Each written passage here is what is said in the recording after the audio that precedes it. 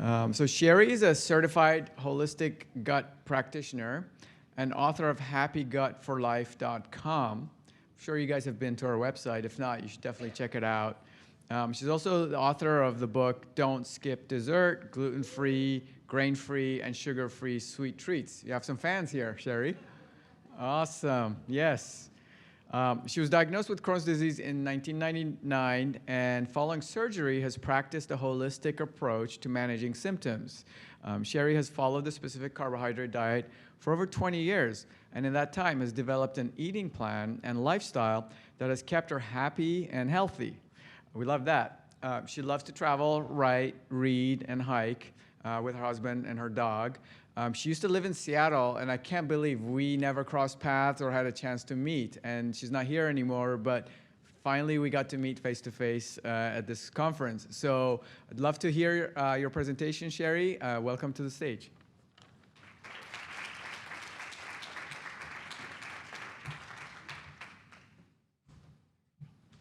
Thank you, everybody. I'm so excited to be here today. And,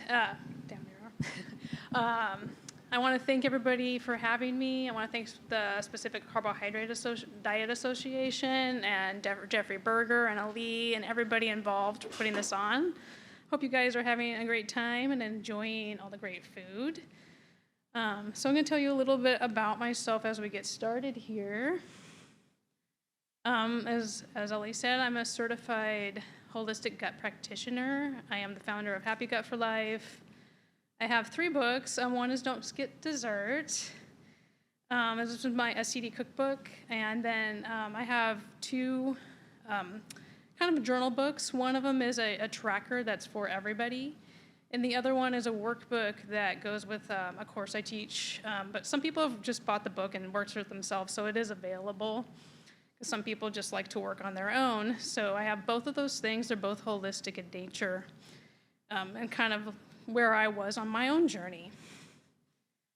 I put this because when I was in school and growing up, I was painfully shy. And if you had told me that I would get up here and do this willingly, I would not have believed you in high school. But when you have things you care about this much, it makes it that much easier. So now, I make my videos. Many of you have approached me about my yogurt video, so thank you. I never really know, and thank you. I have podcasts. I share my story. That was something that took me a very long time to be able to do, and I'm up here on this stage talking to you guys today. So this is the story of how I found hope, balance, and purpose in my life through diet and living with Crohn's for over 20 years now. And so getting started with it, I had to go back in time and really think about it. One of my slides is missing, but so when I was doing it, this has a movie theme to it. When I started, my boyfriend Chaz, who is now my husband, and I were aspiring filmmakers. And this is 1998. I started getting some symptoms towards the end of that year, but I didn't really pay any attention to them. They were minor, mostly like gas and bloating, and I just thought it was something that would go away. I'm pretty busy, I'm stressed, because we're working on this big project. That all changed in 1999. So in 1999, I started getting symptoms that were very unexplained, but I didn't really talk about it. Mostly it was nausea. And I just thought it would go away until after a few weeks, one night I woke up and I threw up over and over and over. And I still kind of just thought it was a stomach bug. So I called in sick to work and I felt better, and that night was fine. So I went back to work the next day, and then that night the same thing happened. And so I'm like, I can't live like this. I can't call in to work, every other day, plus something's wrong. So I went to my primary care physician, and she thought, well, maybe, I think she gave me some digestive enzymes. Like, she thought I wasn't processing the food correctly. So I was like, okay, I don't even know what it was, because back then if the doctor gave me something, I just took it. And it didn't help me feel better. So after a couple of emergency room visits, she's like, this is beyond my scope. I'm gonna refer you to a GI specialist.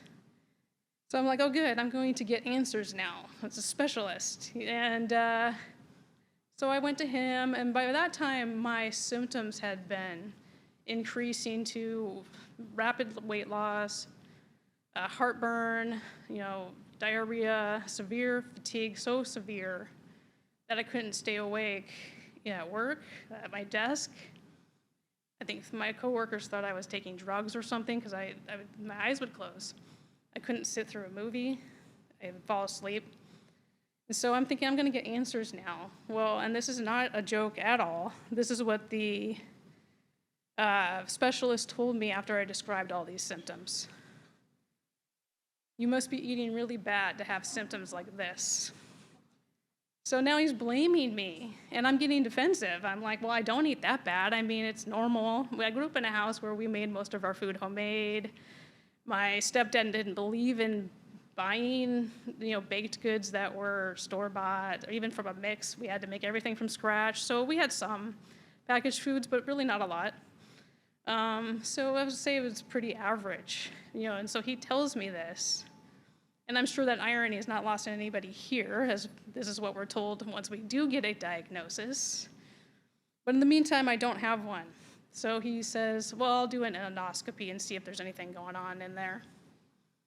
And so that reveals gastritis, inflammation in my stomach, and some, what he calls very tiny pinprick ulcers. He's like, well, that shouldn't be causing such severe symptoms, but he's like, I think that's what it is. So I'm like, okay, I have gastritis, I guess.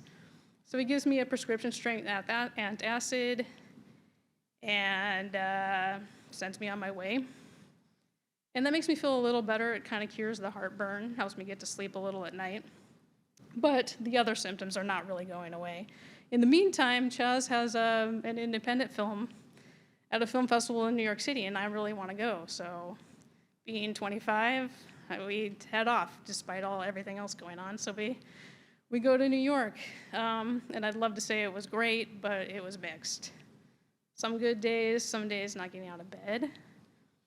But I did manage to make the climb to the Statue of Liberty, and I don't know if anybody in here has done this, but trivia, it's 162 steps from the bottom to the crown in a big line on a spiral staircase that just winds around the middle. One goes up, one goes down. Once you're on the upward side, you can't go down until you get all the way to the top, walk across the thing, and then start going down. So if you have a stomach problem, you're stuck. But I did it, I managed it. We did a lot of fun things on that trip, but I knew I was also kind of having some trouble. In those days in New York also, there was a bathroom attendant in every bathroom. And so that was also incredibly uncomfortable when you've got a problem going on. It was also in that trip that, because he had told me, I asked about food. I was thinking about it already, and he just said avoid tomatoes and acidy foods. And so we go to a restaurant. This is my first taste of what my future will bring, because I ordered the food, and she says, I said, oh, this is good, but can you leave off the tomato sauce? And she says, no, I can't do that. You're going to offend the chef. And so, and I have to argue with her about it. I'm like, I can't have this food. I didn't really know what I was doing at the time, but it was my first taste of what that pushback was going to be like. So when I get back, I know I have to get back into the doctor, and a very fortuitous thing happens. My doctor, the one who told me that it was what I was eating that was causing the problem, was on vacation. So I see a colleague in his office, and she's kind of, I'm telling her going through the whole entire thing again.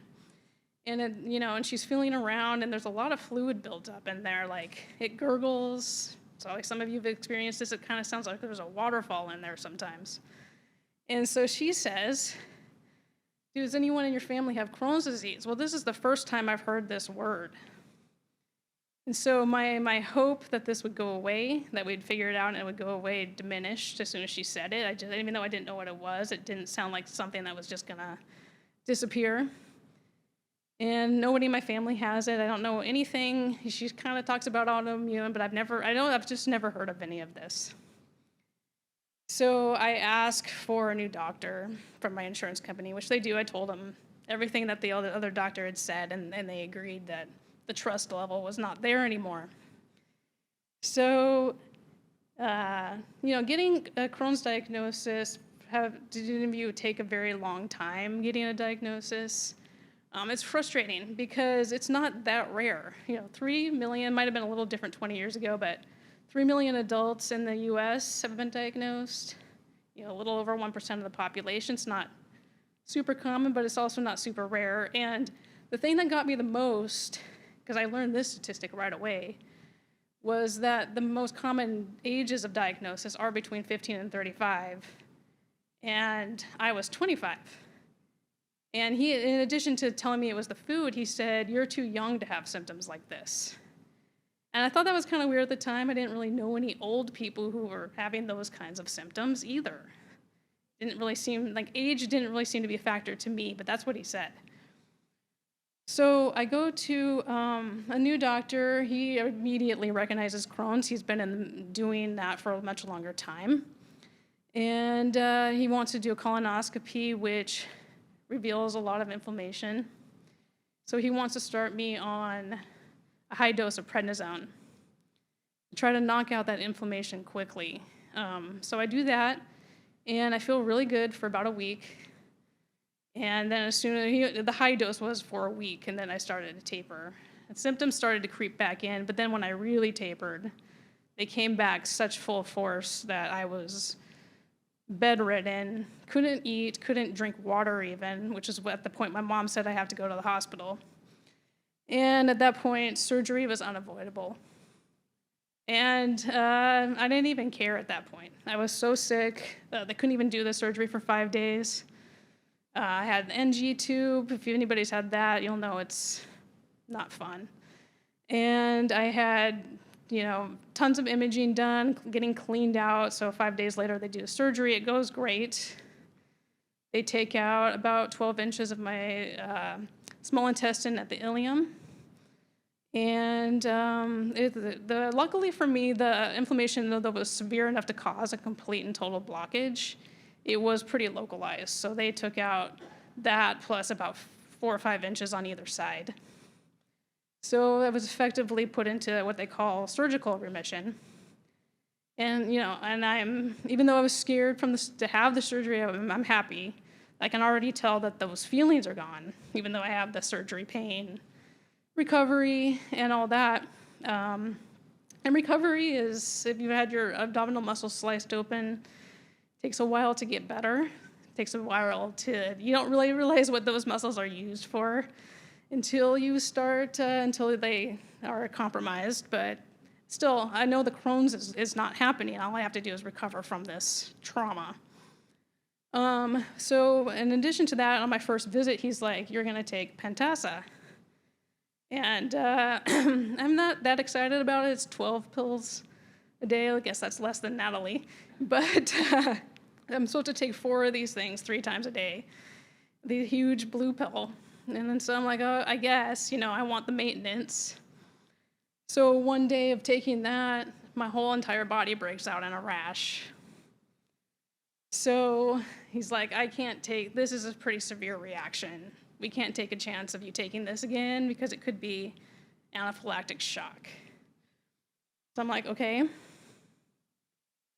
What do I do for maintenance? At the time, there's nothing. He's like, "You're on your own." I'm like, "Do I need to change my diet?" Like, first question. And they're like, "Nope, you're good." Well, I'm paranoid about, even though I feel great at the time and I'm able to get back to my life, I am worried that this is going to come back because they're saying this is an autoimmune thing. We don't know what's going to cause it. And so I start thinking about diet. And then, a few months go by, so that was 1999, into the year 2000, I kind of start to get some symptoms, just random upset stomachs, and they were starting to become a little bit more increasingly disruptive. My doctor's like, "It's not Crohn's, it's not a flare." I don't know how he knew for sure, but he's like, "This isn't indicative of a flare-up, it's probably just the effect of surgery." So I'm like, I'm asking about diet, and he's like, "Nope, you don't need to do anything." But I at that point, I'm starting to think there must be something.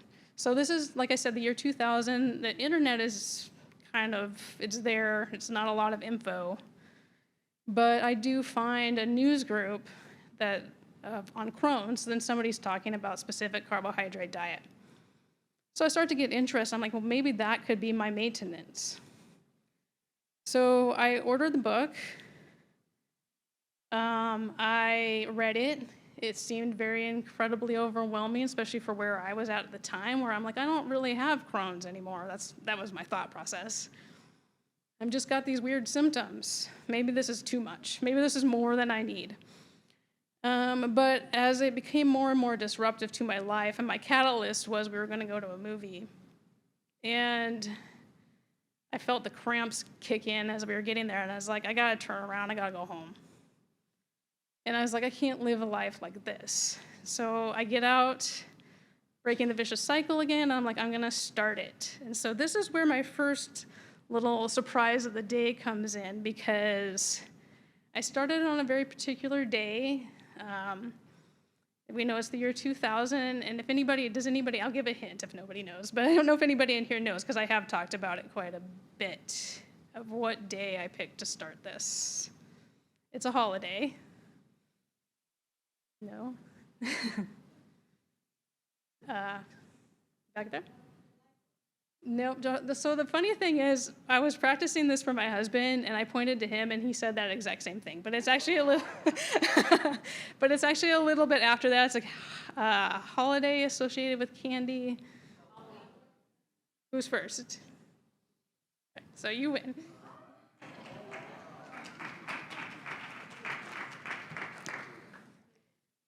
So I picked Halloween, because it was coming up, but also I knew my office was going to be filled with candy and treats and whatever else was going on that day. And I was like, if I can get through this day, if I start it on that day and don't say, oh, well, I'll just start it tomorrow instead, then I knew I could commit.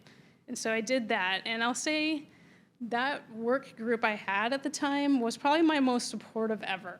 I told everybody that I worked with, that I ate lunch with, that I was doing this, and they were like, that's awesome, you're taking control. And, they asked me what I ate and how it was going, and now I've never really had anything like that since then. Usually people kind of at work will meet with resistance, which I do have a story about that later. But it was a good way to start, and in the first week I felt better.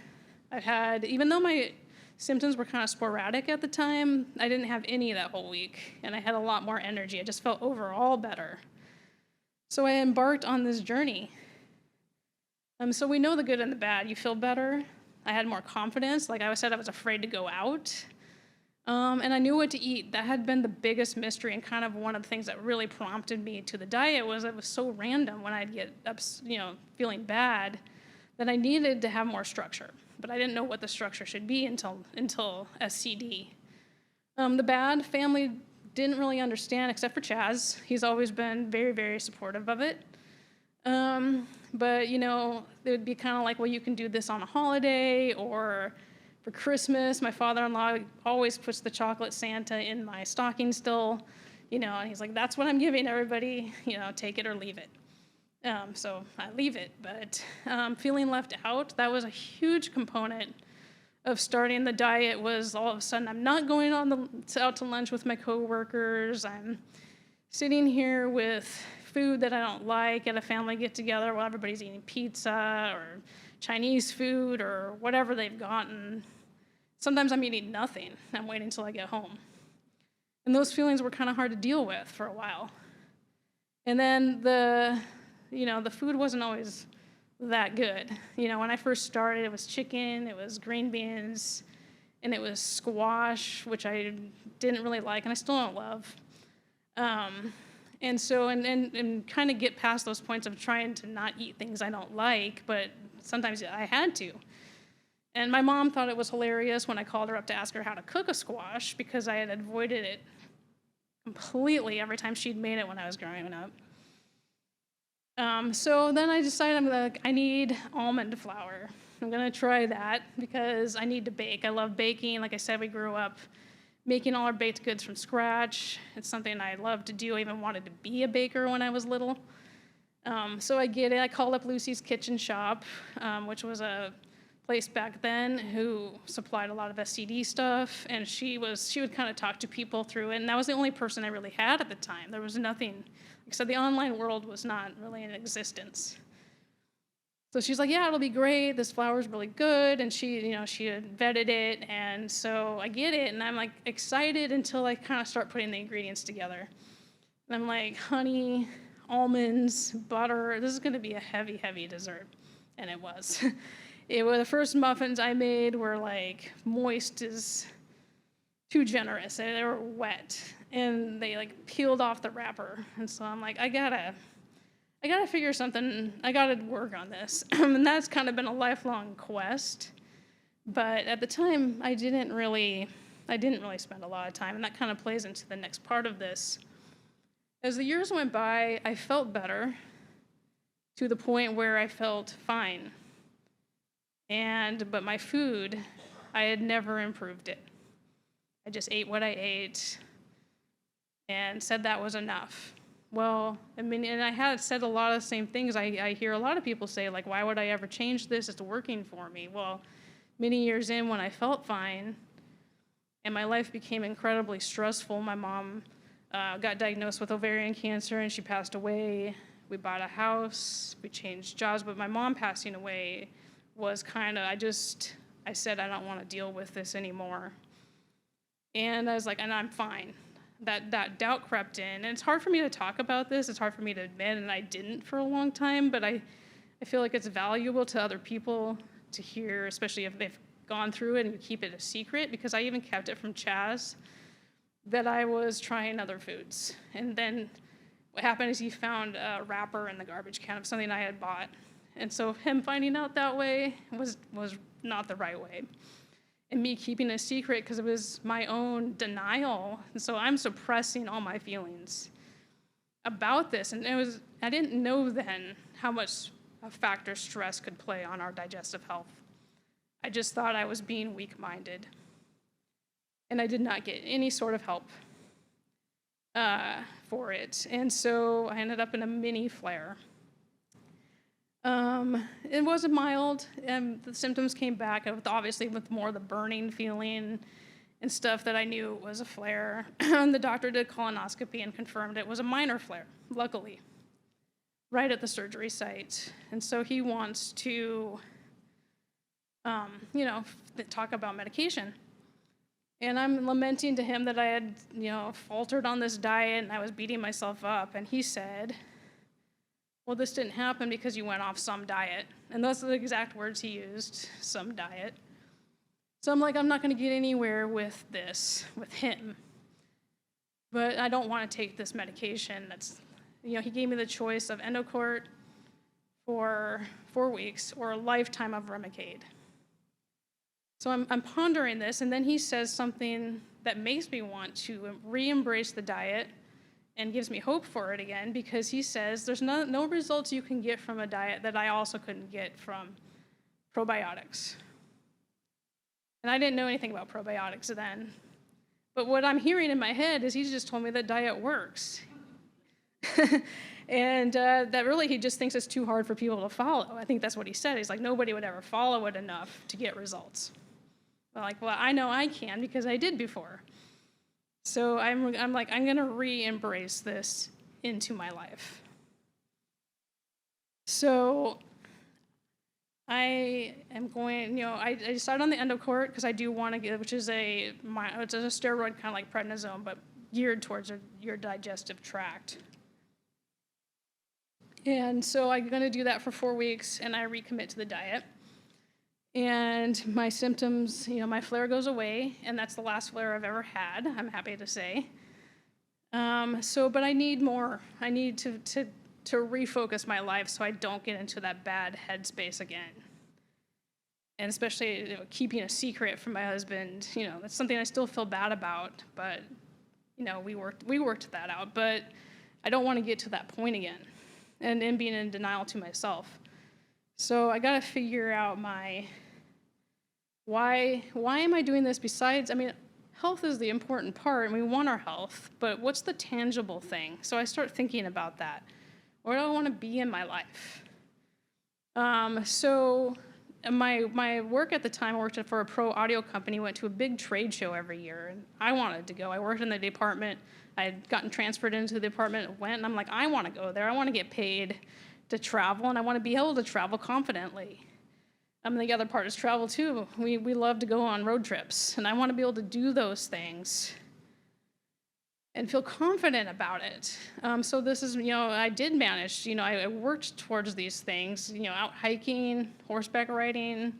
The bottom left or bottom right one there is me is at that trade show I had the goal of going to. That's me with Bootsy Collins, who, as a big music fan as well as movies, he played bass for James Brown and George Clinton.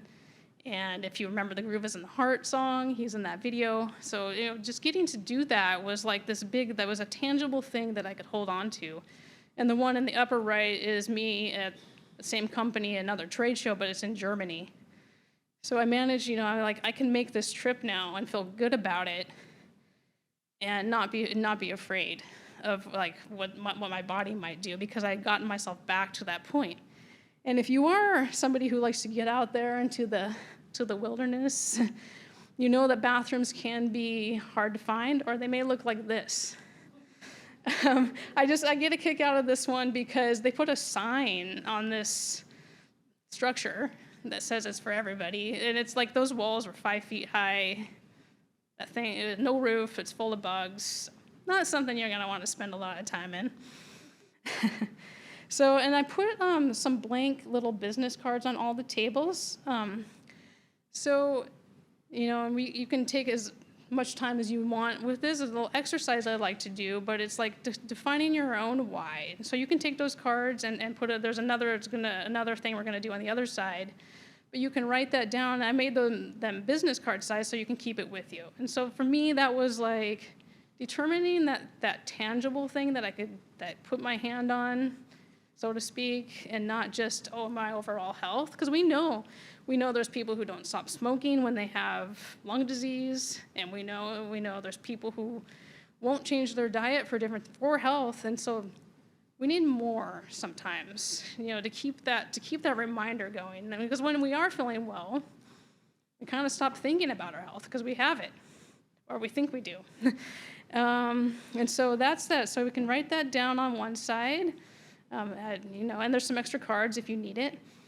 But I started really thinking about, like, what can I do here? What can I do? I did this alone with no guidance, with no doctor support. And so, like, what can I do to help other people kind of get past those hurdles of just how you feel, but also in cooking? So a lot of the people who do know me here know that I am very much into SCD cooking. And so that's why I created the first website. Happy Gut for Life is kind of the new name. And if you go there today, don't be alarmed. I'm having trouble with my certificate, but scdforlife.com works fine. I started that site because people started asking me for these recipes. As I started I had to up my game. I upped my cooking game because I was like, I need enjoyment. So I built that as a place to start sharing recipes. And so I started thinking about, like, what was I missing before? And a big component was enjoyment. So it's like I make, a cake and it has frosting on it, which was probably one of the biggest challenge of my SCD cooking life. It's got, my SCD bagels. When I made, that's lentil pasta ravioli there. When I made that, so I made the lentil pasta and then made it into ravioli. And I hadn't had ravioli in 20 years when I had that. And it was just like this big moment when I cooked that. So, and then those waffles, I actually served those once to Chaz, and he's eating it, and then he's looking at me, he's like, why are you eating that? And I'm like, what do you mean? He didn't realize that. He's like, well, is mine the same as yours? And I was like, yeah. And he's like, I did. He didn't know it was even almond flour. And so it was kind of like, that was like a big breakthrough moment. Like, I cooked something that had the right texture and fluffiness and taste, that it wasn't that, the heavy kind of laden stuff that sometimes I would get when I first started trying to do it. A pizza I could pick up, ice cream, but making my candy into just getting the bar mold to make it look like a candy bar, or wrapping my lettuce wrap like I got at the deli. It gave me that extra boost of like enjoyment that had been missing when I first started SCD. It kind of was like food doesn't really matter that much, and I had to accept that, it's a big part of our lives. It's a big part of our social engagement. It's a big part of, mental enjoyment. So, accepting that and like trying to boost that became a big goal of mine. So I built Happy Gut for Life on top of what I had been doing as I started sharing my story, because for a while I actually kept my identity secret on SCD for Life. I just wanted to share the recipes. I was afraid of employers looking at this and worrying that I had Crohn's. Like, I had this paranoia about that. But then I was like, you know what? I got to get out there, because as I started connecting with more people, I knew I could help. And so I started, and that's what, getting into holistic coaching. So what that basically means is kind of taking the principles that we've heard here today, and just I coach people through it. And that's what I do as a coach, trying to help people build their own plan like I did for myself.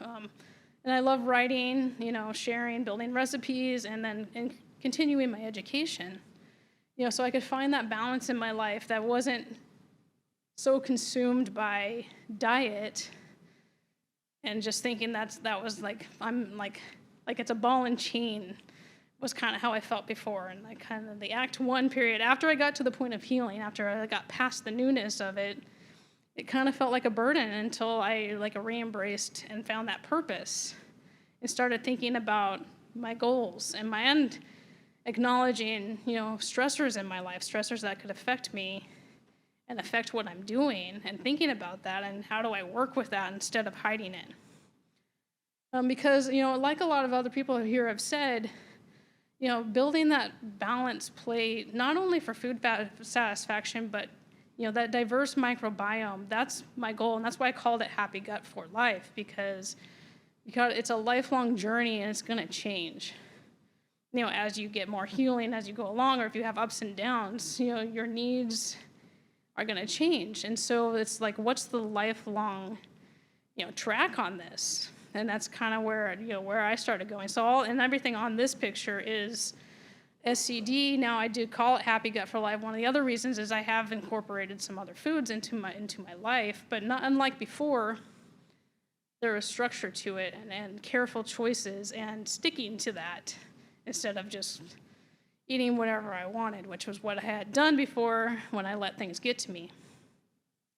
So side 2, this is an exercise that really helped me get to that point of your card. And so I call it the me exercise. And so it's turning those negative thoughts about the diet or yourself or where you're at into a positive statement. So if you are unhappy, like maybe you're still in a point where the food is kind of boring and unexciting, you say, instead of being like, I can't have this or I don't like it, you say, I'm giving my body what it needs to heal. Or if you don't like your weight, instead of saying, lamenting, you need to gain weight, you need to lose weight, you say, I'm taking the steps I need to keep my body healthy. So, and you can come up with your own things. If it's a negative thought you have about yourself, the diet, you just turn it around into a positive step. And so, and I made those, like I said, I made those business size so you can keep that with you, and there's extras if you want. So that feeds into this other story I had about a coworker. So we were having a potluck, and she said, she offered me something, probably something she had made, and I said, oh, I can't have that. And she said, it's not that you can't have it, you just choose not to. And I got all defensive.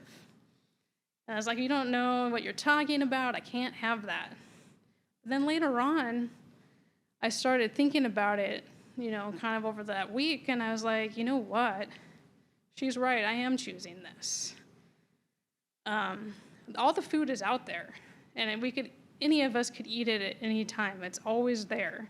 And we are making those choices that are best for us. And I really, changing that mindset for me, it was already there, but when she said that, like it solidified for me because I was like, I have chosen this, and I'm empowering myself to make that choice because I obviously at one point had made the other choice. So I am making the choice that works best for me. And that is how I got to where I am and started like really thinking about like what foods do I want? And so when I'm cooking, I like started thinking about what foods did I enjoy growing up and what foods were important to me and my family. And, how can I recreate that and like allowing myself to enjoy food because I had something I had denied myself for a while, like thinking I have to eat this way and I'm not going to get to enjoy food. And so that has really changed my whole entire life, thinking that way. It's why I've got the new cookbook coming out. That slide was missing. So I had another slide up there. I really wish I could show it to you. But in November, I have Don't Skip Dessert Volume 2 coming out. And I had a little preview slide for it. But it...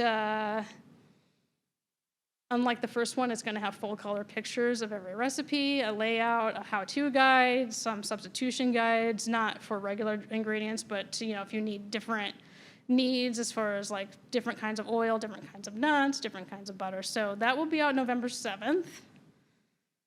And the pre-order, thank you. And maybe after this, I can find that other slide and get that up for the little preview pic I had of it.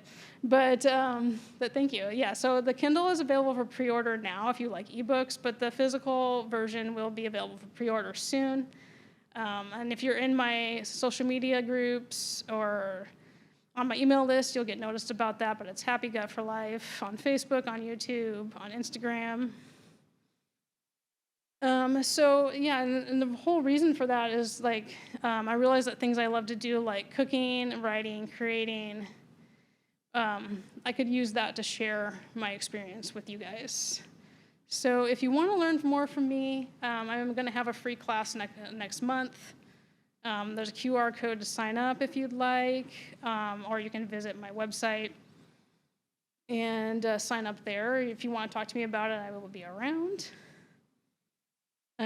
So if you have any questions, I can take there. You can give them on the card there.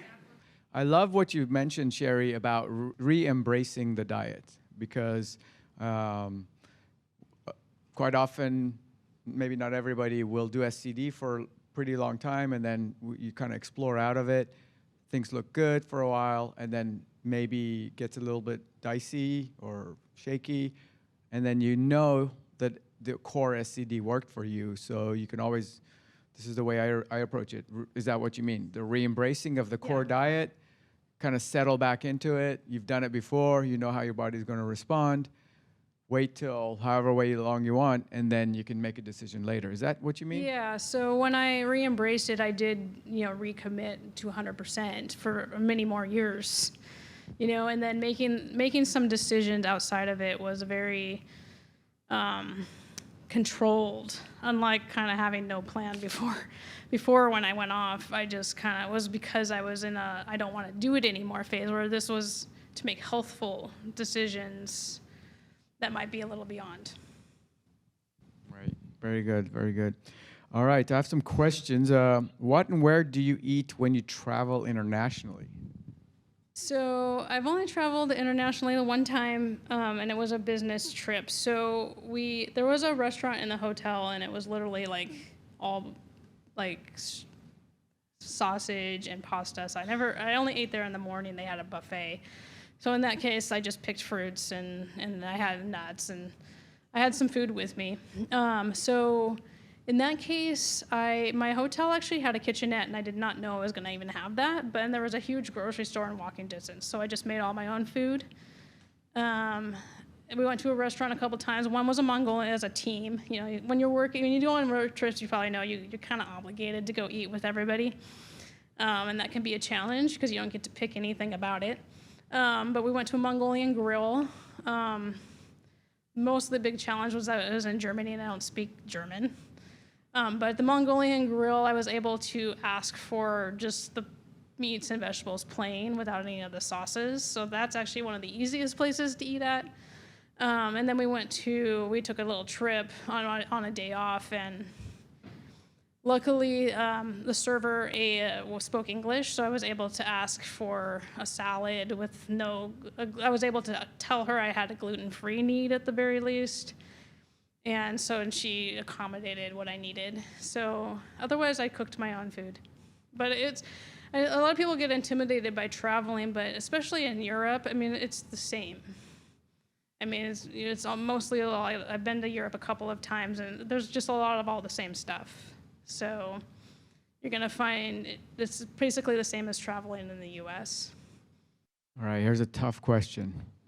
What's your favorite dessert that's easy to make? Easy to make. Probably what I make the most is frozen yogurt, but I do have a machine. I use a Ninja Creamy now, but I've used yogurt makers or ice cream makers in the past. So that's probably my favorite thing to make. It's easy because it's simple on the ingredients. It takes a little time. But otherwise I'll make cookies. That's probably my easiest. Okay, so what's your favorite dessert, regardless Of anything? of how hard it is? Regardless of how hard it is. What do I make? Probably making like a full cake with frosting and filling and all that, because usually I'll just make it and it'll be plain. So like really doing it right is probably my favorite. Oh, tell us about your credentials, like your background, training, and on the coaching side, maybe what things you've done to get there. Okay. So as a certified holistic gut practitioner, which is kind of a fancy name for a gut health coach. And that I go through training, and then you keep going through training for the certification.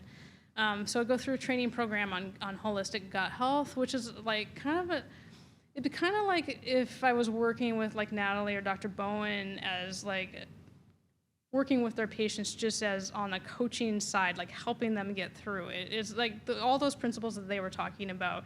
I learned the overview of those, the holistic and how gut health and mindfulness and stress and the whole big picture, and then about the microbiome, and that's what the training encompasses. And then you get certified by doing your activities and demonstrating that you understand these topics. That's great. What are your easy go-to foods to make when you're busy? So when I'm busy, probably my most often go-to food is like an egg scramble. So I'll do eggs and vegetables and like some meat, maybe, not always, and cheese. And so that's what I'll make most often if I am not wanting to make anything, or salad. All right. And then any great freezer items? So I have a very small freezer, so I don't really make a lot of make-ahead foods, but I have done like some cooked like meatballs or a lot of my desserts gets frozen. So I was gonna say writing a cookbook is really fun, at least for me. But you get a lot of food in your freezer, and because you can't eat it all, and you're trying to make all these things very quickly, and then you get a lot of dishes to do. So that was most of the questions, unless you have any others. I have a couple of questions. When you go shopping, do you buy kind of ready-to-eat foods, like almost done for you, or is it always raw ingredients that you bring back and put together? For me, it's always raw ingredients. So, like I said, I grew up in a cooking house. So for me, cooking is kind of a second nature, and I know I've talked to a lot of people where it's not. So I understand that a lot of people are looking for. But I do have my simple things, like just turkey burgers or just quick things to cook. And I think just learning how to properly sear the meat and get it seasoned was a huge boost, to my enjoyment factor. But yeah, I pretty much buy all ingredients. And like I said, I will go to Whole Foods and put a salad together. And there's a store that has unseasoned roasted chickens with no fillers in them. So I will occasionally go get one of those for dinner. Yeah, that's good. If somebody was going to start SCD from scratch, an adult person living alone even, or just cooking for themselves, what what would you tell them about how many hours a week it's going to be to prepare every meal to be SCD, just to get a sense of the time commitment, including cleanup and prep and cooking time? Just give them a sense of I what probably wouldn't tell them. But if somebody asked that question in the group, and I was like, because they're like, what do you wish you knew before you started? And I was like, I'm glad I didn't know anything, because I probably wouldn't have done it. But I would probably say, be prepared. Some days I only spend a little bit of time, but I don't have a family. I don't have kids, so I just have me and my husband. But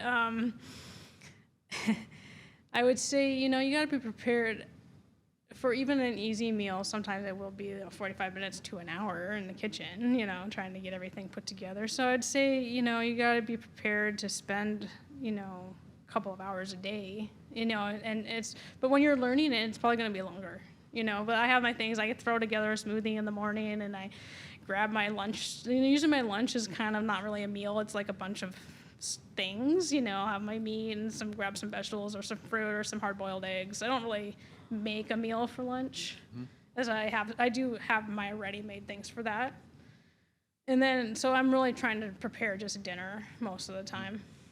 We're so glad you could come and present your story. Thank you, Sherry. Thank you, everybody. So this is the slide that I didn't add to her slide deck, my fault. But this is the book that's coming out in November, so be sure to look out for that. And she's going to pass around her current book if you guys want to flip through that. Thank you for that, Sherry.